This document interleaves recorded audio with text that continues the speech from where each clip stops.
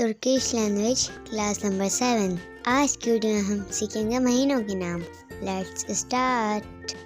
आयलार, आयलार means month. ओजक, ओजक मीन्स जनवरी। शुबात, शुबात means February. March, March means March. निसान, निसान मीन्स अप्रैल।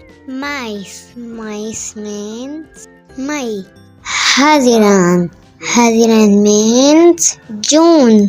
Temmuz, Temmuz means July. Ağustos, Ağustos means August.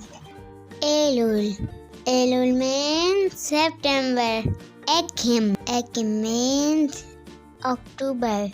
Kasım, Kasım means November. Aralık, Aralık means December.